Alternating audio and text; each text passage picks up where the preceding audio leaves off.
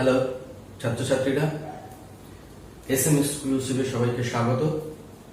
আজকে আমরা যে অধ্যায় নিয়ে বা যে বিষয় নিয়ে আমরা আলোচনা করব সেটা হচ্ছে, আজকের অধ্যায় হলো কোষ, জীবনের মূল একক। এই অধ্যায়ের অন্তর্গত আমরা আজকে যে বিষয় নিয়ে আলোচনা করব সেই বিষয় হচ্ছে কোষ প্রাচীরের গঠন। কোষ প্রাচীরের গঠন। আজকে আমরা কোষ প্রাচীরের গঠন সম্পর্কে আলোচনা করব। একটি উদ্ভিদ কোষের কোষ প্রাচীরের গঠন কিরকম হয় এবং তার সম্পর্কে বিস্তারিত জানতে গেলে এই ভিডিওটিকে সম্পূর্ণ দেখতে হবে এবং নিচে সাবস্ক্রাইব করতে হবে এসএম এক্সক্লুসিভ। কোষ প্রাচীরের গঠন কিরকম হয় সেটা সম্পর্কে জানতে গেলে এই ভিডিওটিকে সম্পূর্ণ দেখতে হবে এবং নিচের সাবস্ক্রাইব বাটনটিকে ক্লিক করতে হবে এবং ইউটিউবে সার্চ করতে হবে এসএম এক্সক্লুসিভ এবং সাবস্ক্রাইব করতে হবে। আজকে আমরা কোষ প্রাচীরের বিভিন্ন গঠন সম্পর্কে জানব। একটি ইউক্যারিওটিক কোষের যে কোষ আবরক, একটা ইউক্যারিওটিক কোষের যে কোষ আবরক দেখতে পাওয়া যায়, সেই কোষ আবরকটাকে প্রধানত দুই ভাগে ভাগ করা হয়েছে, অর্থাৎ দুই ধরনের কোষ আবরক দেখতে পাওয়া যায়। একটা হচ্ছে কোষ প্রাচীর, আর একটি হচ্ছে কোষ পর্দা। আমরা আজকে এই কোষ প্রাচীরের বিস্তারিত সম্পর্কে আমরা জানব। সর্বপ্রথমে কোষ প্রাচীরের উৎপত্তি,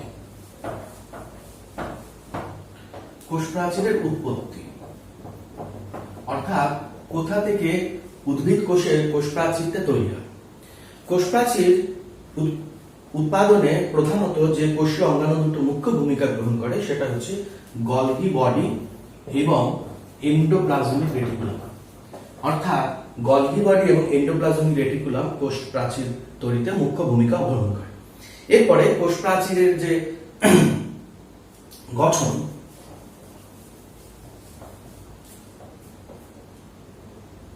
এরপরে কোষ প্রাচীর কিভাবে সৃষ্টি হয়। উদ্ভিদ কোষের টেলোফেজ দশায়, উদ্ভিদ কোষ বিভাজনের টেলোফেজ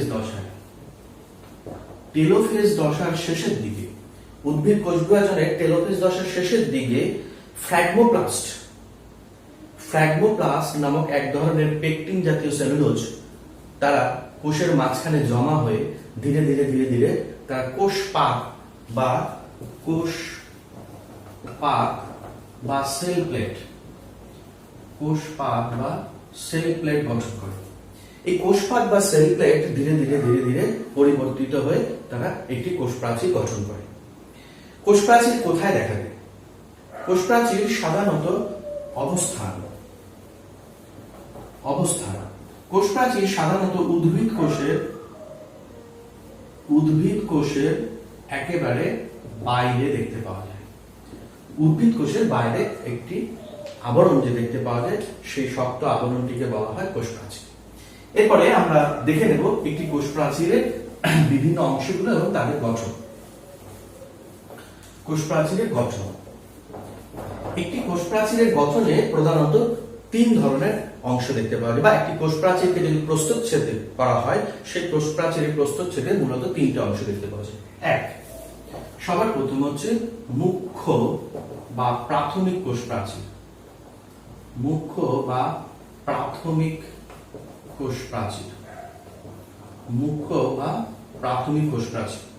দুই নম্বর হচ্ছে গৌণ কোষ প্রাচীর।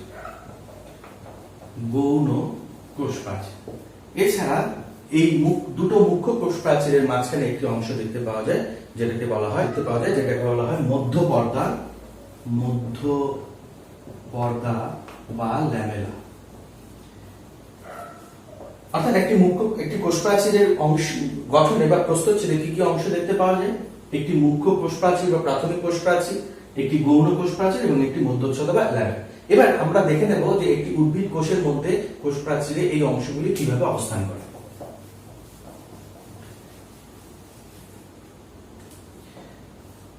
এরকম একটা উদ্ভিদ কোষের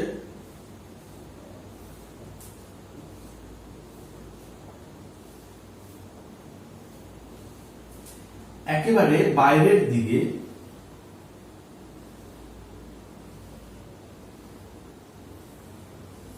একটি উদ্ভিদ কোষের একেবারে এরকম বাইরের দিকে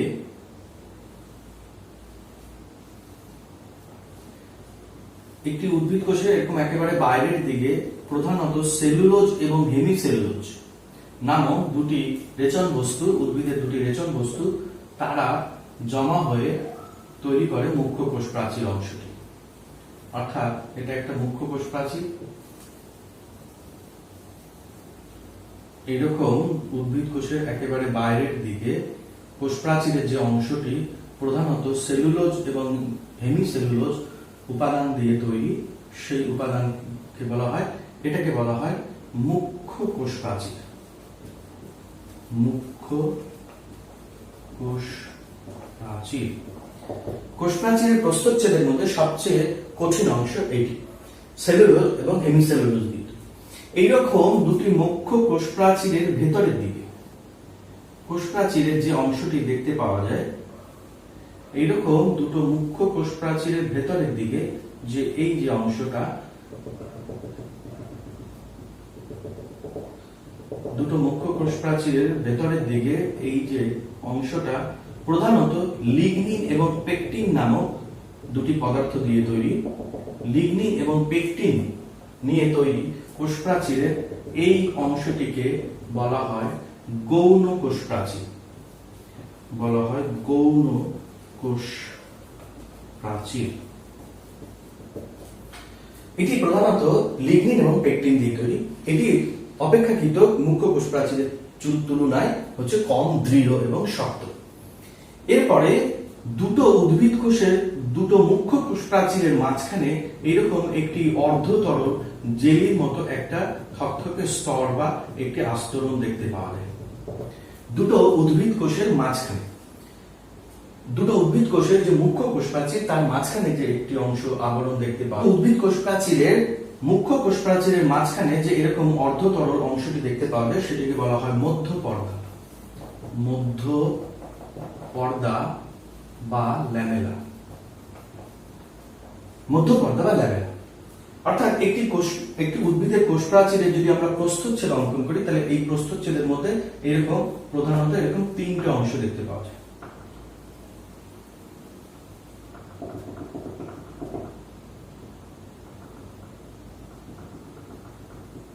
এরকম প্রস্থচ্ছেদে এরকম তিনটে অংশ দেখতে পাওয়া যায়।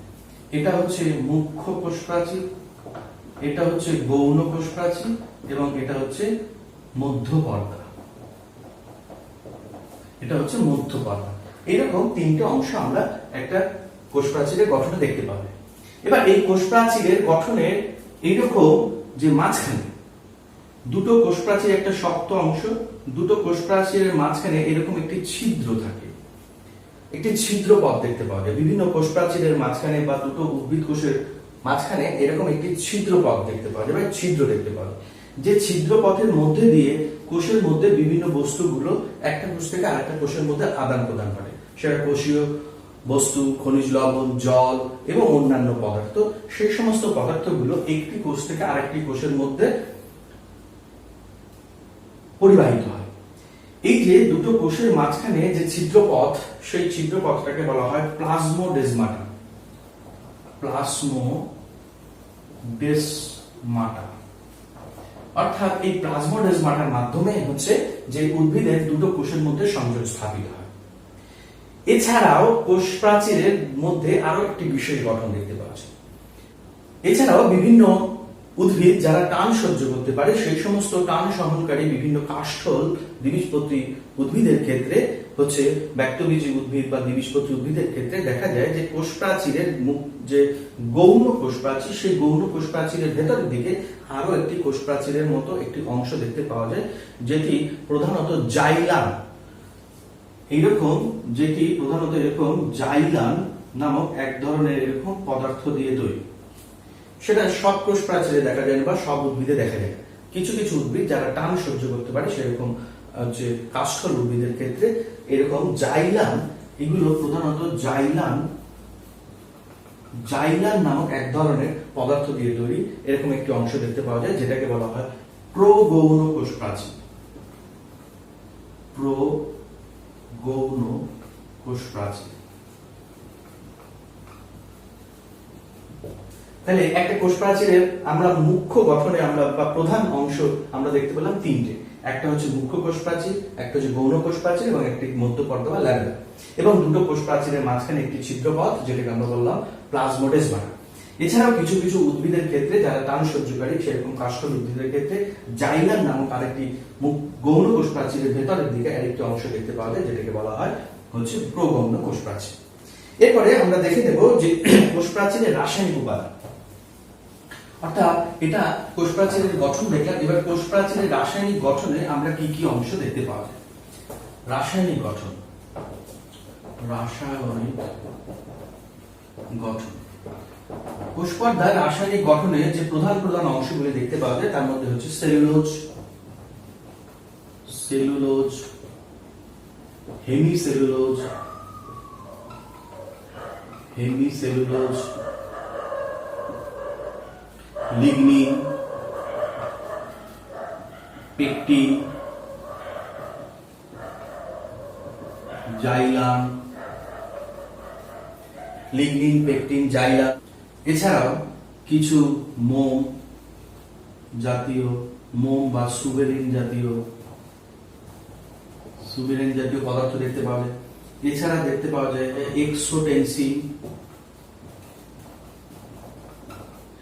এছাড়া খনিজ পদার্থ। কোষ প্রাচীরের মধ্যে যে খনিজ পদার্থগুলি প্রধানত দেখা যায় সেটা হচ্ছে সিলিকন এবং কার্বনেট, ক্যালসিয়াম কার্বনেট। এছাড়াও কিছু উৎসেচক কোষ প্রাচীরের মধ্যে দেখা যায়। অর্থাৎ একটা কোষ প্রাচীরের রাসায়নিক গঠন যদি আমরা দেখি তাহলে কি কি অংশগুলো প্রধানত দেখতে পাওয়া যায়। Cellulose, hemicellulose, lignin, pectin, xylan, মোম বা সুবেরিন জাতীয় পদার্থ, এক্সোটেনসিন জাতীয় পদার্থ, খনিজ পদার্থ যার মধ্যে প্রধানত সিলিকন এবং ক্যালসিয়াম কার্বনেট এবং কিছু উৎসেচক দেখতে পাওয়া যায়। এরপরে আমরা কোষ প্রাচীরের যে বিভিন্ন স্থূলীকরণ সেগুলো সম্পর্কে আমরা জানব। কোষ প্রাচীরের বিভিন্ন স্থূলীকরণ, অর্থাৎ কোষ প্রাচীরটা যখন গঠিত হয় টেলোফেজ দশায় তখন কোষের মাঝখানে বিভিন্ন যে উদ্ভিদের যে রেচন পদার্থগুলো সেই রেচন পদার্থগুলো জমা হয় এবং এই রেচন পদার্থগুলো কোষের সমস্ত অংশে সমানভাবে সঞ্চিত হয়। এই সমানভাবে সঞ্চিত না হওয়ার কারণে কোষের যে কোষ প্রাচীর সেই কোষ প্রাচীরের মধ্যে বিভিন্ন রকম স্থূলীকরণ দেখা যায়। অর্থাৎ সমস্ত জায়গায় যে যে রেচন পদার্থগুলো সেগুলো কিন্তু সমানভাবে সঞ্চিত হয়, সেই কারণে কোষ পর্দার মধ্যে বিভিন্ন ধরনের স্থূলীকরণ দেখতে পাবে। আমরা কোষ প্রাচীরের যে বিভিন্ন স্থূলীকরণগুলো দেখতে পাওয়া যায় সেগুলোর মধ্যে কি কি। কোষ প্রাচীরের মধ্যে যে প্রধানত স্থূলীকরণগুলো দেখতে পাওয়া যায় সেটা হচ্ছে 1 নম্বর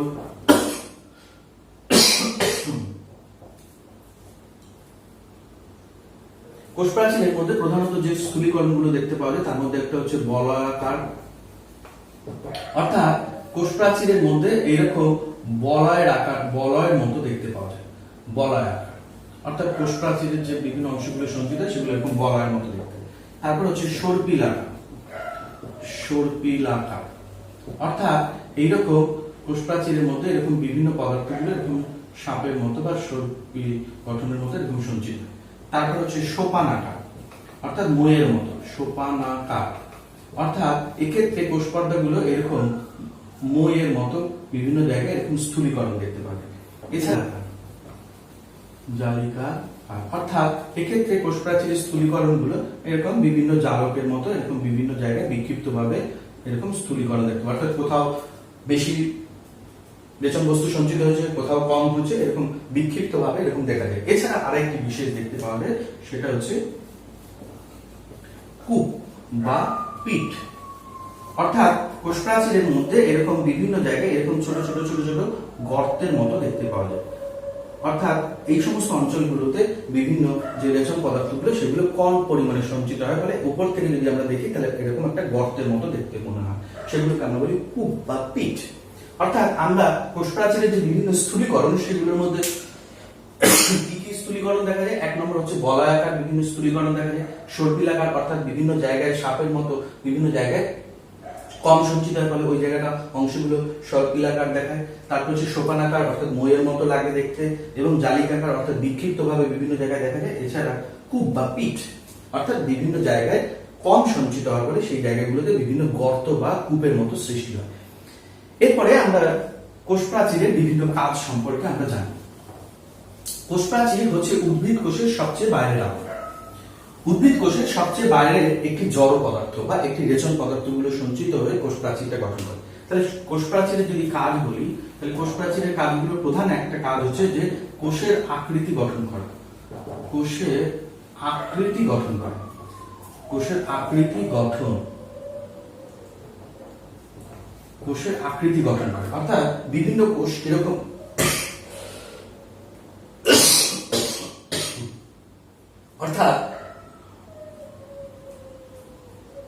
অর্থাৎ কোষের আকৃতি গঠন করে, অর্থাৎ বিভিন্ন কোষগুলো কি রকম আকৃতি হবে সেটা কোষ প্রাচীরের উপরে নির্ভর করে। 2 নম্বর, কোষকে যান্ত্রিক দৃঢ়তা প্রদান করে, যান্ত্রিক দৃঢ়তা প্রদান করে। 3 নম্বর হচ্ছে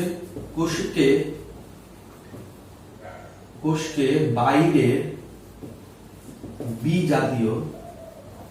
বিজাতীয় পদার্থের হাত থেকে বা বিজাতীয় বস্তুর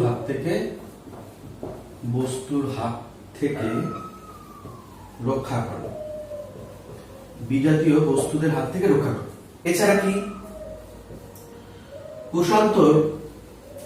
কোষান্তর পরিবহনে অংশগ্রহণ করে, কোষান্তর পরিবহনে অংশগ্রহণ করে। অর্থাৎ কোষ প্রাচীরের মধ্যে থাকা যে প্লাজমোডেজমাটা, সেই প্লাজমোডেজমাটার মাধ্যমে এই কোষের সঙ্গে আরেকটা কোষের যে প্রোটোপ্লাজম বা সাইটোপ্লাজম, সেই সাইটোপ্লাজম অংশের মধ্যে বিভিন্ন কোষীয় পরিবহন, উৎসেচক, হরমোন, জল, খনিজ লবণ, এই সমস্ত বিভিন্ন পদার্থের পরিবহনে সাহায্য করে। 5, এছাড়াও কোষের বাইরে কোষ পর্দায় অবস্থিত কোষ প্রাচীরে অবস্থিত সুবেরিন, মোম, কিউটিকল জাতীয় পদার্থগুলি বাষ্পমোচন রোধে সাহায্য করে,